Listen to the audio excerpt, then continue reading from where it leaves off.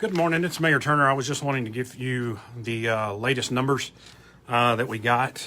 Talk a little bit about yesterday. We had a very good meeting. A lot of people spoke against the mandate. So at this time, council has decided that they're not going to do it. They voted it down.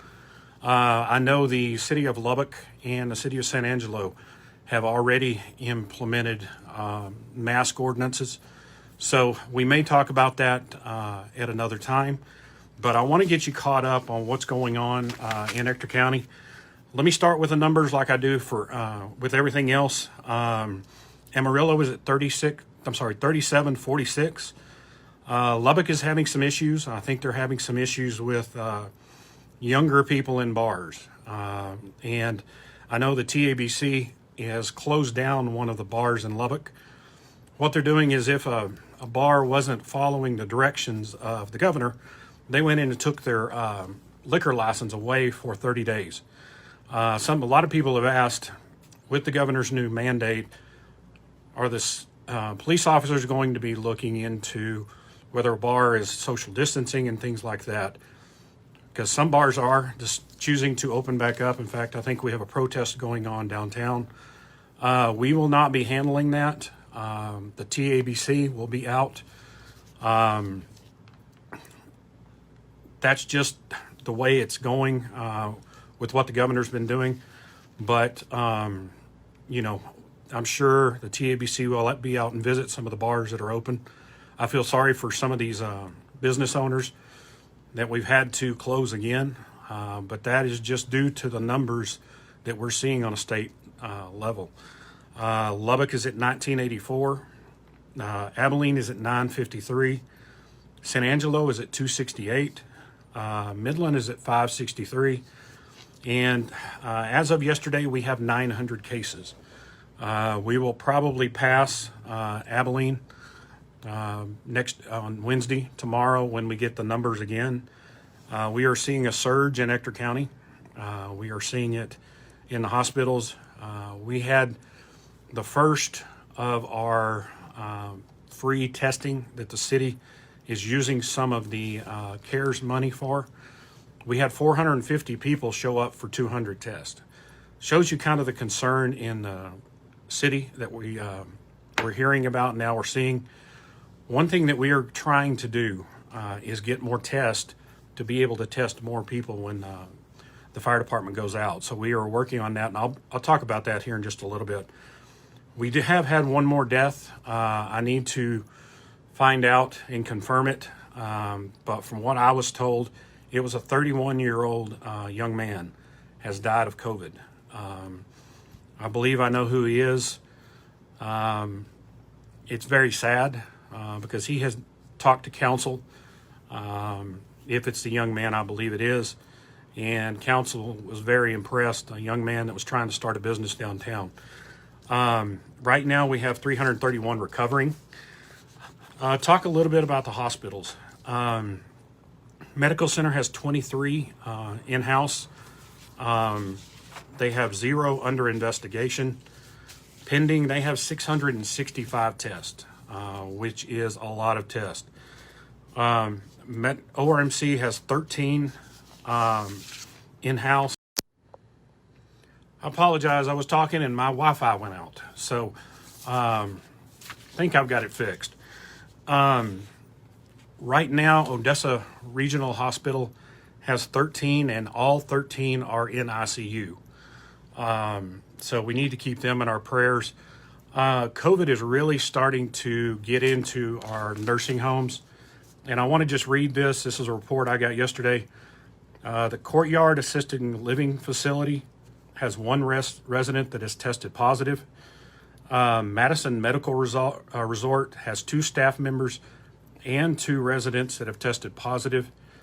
Buena Vita Nursing and Rehab has 1 staff member that has tested positive. Focus Care in Odessa is still having a lot of trouble. They have 18 total cases, 14 are residents, and 4 are staff members. Sienna Nursing Home has 4 total cases, and those 4 are staff members. Deering Nursing Home has 1 total case. Parks Living have one case and 14 people tested, and those were negative. So we do need to keep them in our thoughts and our prayers, because these people are very, very susceptible to COVID.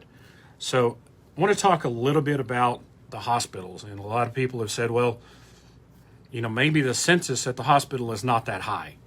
Let me tell you, the biggest concern we have right now with the hospitals is staffing. We've had a nursing shortage for the last 10 years. The entire state of Texas has had a nursing shortage. The U.S. has a nursing shortage. There were some people that were laid off, and some of those were administrative, some were other positions. But as the COVID numbers start to rise, there may be beds, but there may not be people, nurses, LVNs, people that draw your blood, people like that. That's the biggest concern we have right now. And one of the things that we are seeing, excuse me, is you find somebody who's positive for COVID and they cannot go back to their nursing home because they have to have 2 negative tests. Well, what does that mean? That means they have to stay in the hospital, because many of these people can't take care of themselves. If they're in a nursing home, typically that's where they go to have somebody help take care of them. So what that means is that takes nurses away from people that are ill until those 2 patients have to get 2 tests. Typically they have to wait 3 or 4 days between the tests. And testing right now is going to become another problem here in Odessa. So that is one of the reasons that we are very concerned about the numbers. Dr. Saravan and Medical Center both said they feel right now they're at about a 75% surge. They have plenty of room. They have more rooms. They just don't have the nurses. And that's the concern, especially with the 13 patients at ORMC that are all in ICU. We do have some people in Ector County and Medical Center. One is from Big Bend. Alpine is having some problems with COVID down there. We also have one from Ward County. I believe the one from Ward County was actually somebody who stayed at home and got to the point to where Ward County Hospital couldn't take care of them, and they needed to send them.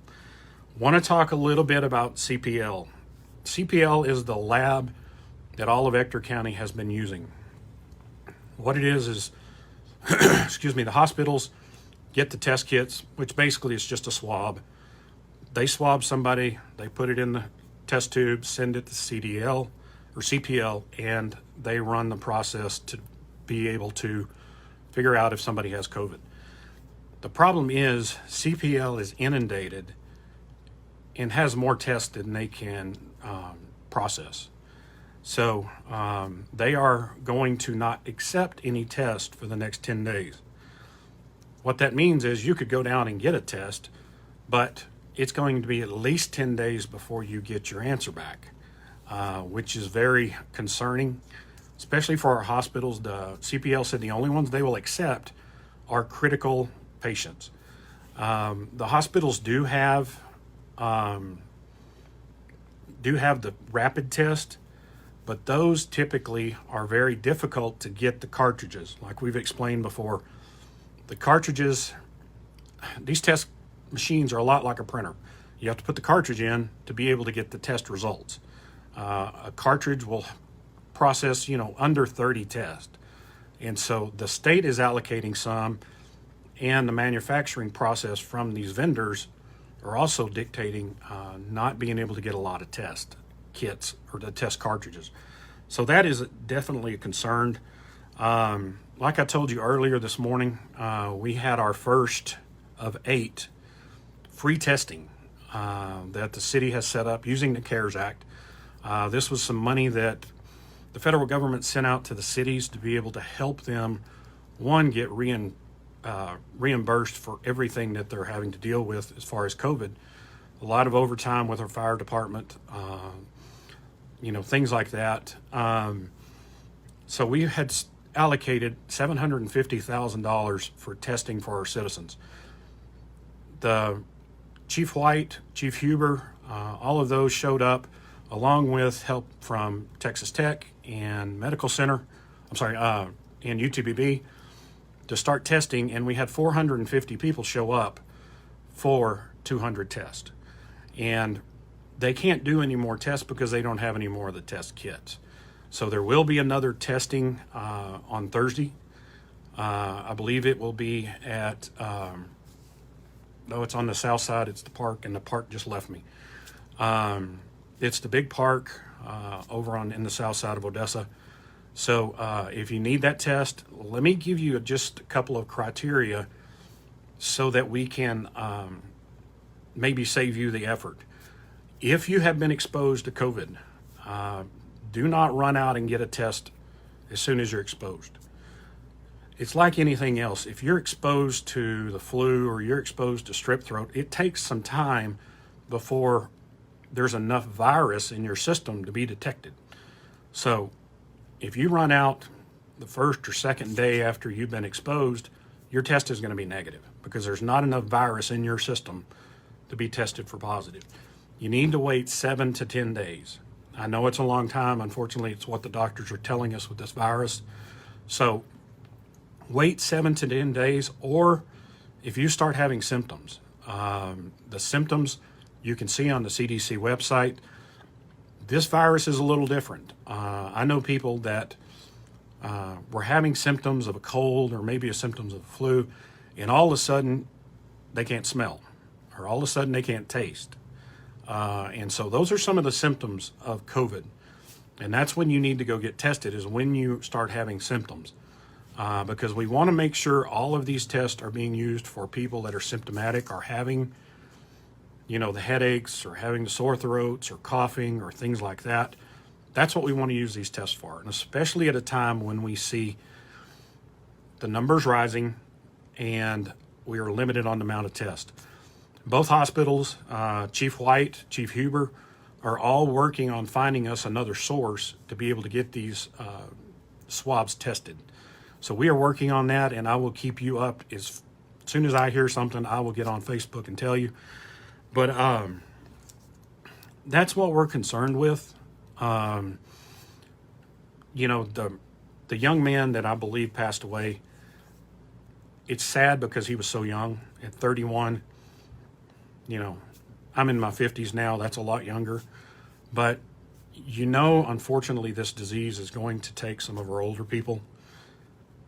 I don't want to see it taking younger people. So one of the things we're doing as a council with the help of the chamber is, we're one of the biggest rise in the number of people we're seeing are 20 to 29s. We had a bachelor party, group from Odessa went to Austin, went to the bars, caught it, and came back with it. We had some others, went to one of the rivers and floated the rivers, had a good time, came back, they had it. So we are seeing it now at all ages. It scares me a little more when we see someone who's young that passed away. But we are going to come up with a focus group of people from 20 to 29. We're going to do it all via Zoom to be able to talk to them and say, okay, we know you don't watch TV. We know you don't listen to the radio.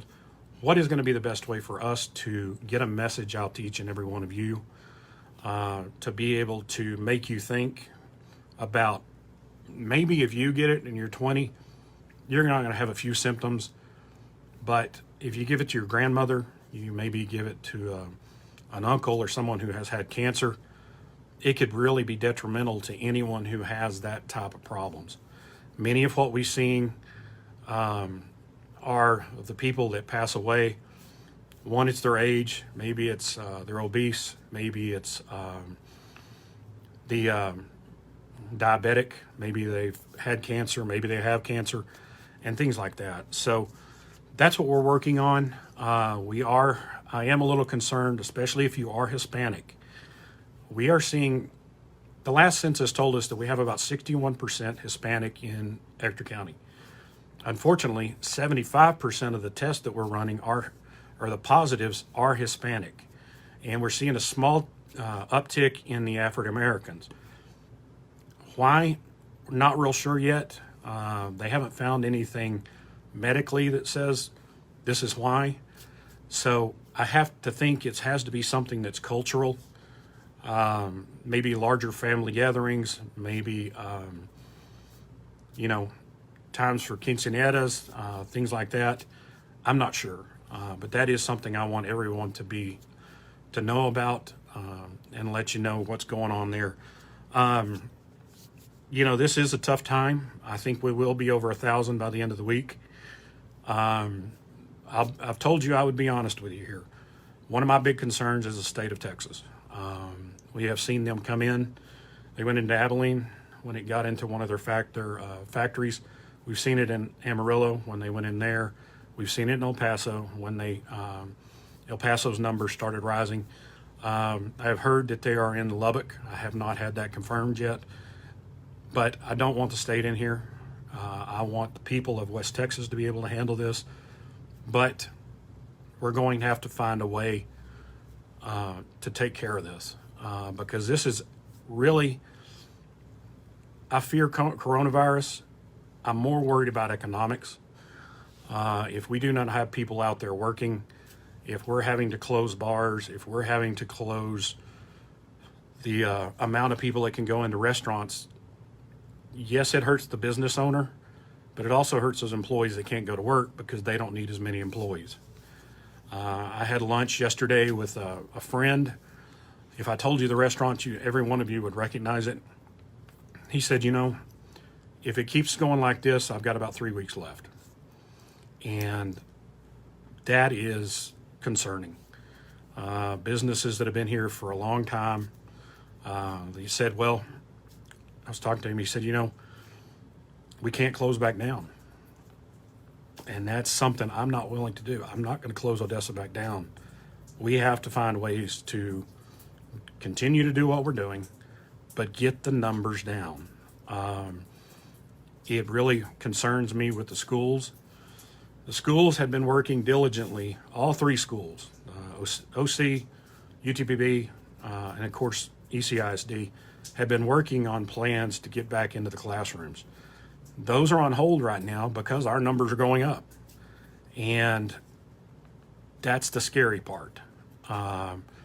You want those people in there. You want the janitors working. You want the bus drivers working. You want all those, because we're at 16.5% unemployment, which is the third highest in the state. That's not a number I want to hear. I don't want to hear we're number 3. If we're number 3, I want it to be something positive, not unemployment. And we need to get these people to work. So it may mean we revisit the mask mandate. Angelo and Abilene have both put those in there. And so we need to be diligent. I just want to thank you. I will be back on tomorrow. Right now with the numbers we are getting, Ector County Health Department is having trouble processing all the information. So I will be on when I get the numbers, just because that's what we're all watching, and I will keep you up to date on the testing, because that's going to be the key going forward. That's the 800-pound gorilla in the room right now that we need to take care of. So thank you, and God bless each and every one of you. God bless Odessa, God bless Texas, and God bless USA. Thank you, and please be safe.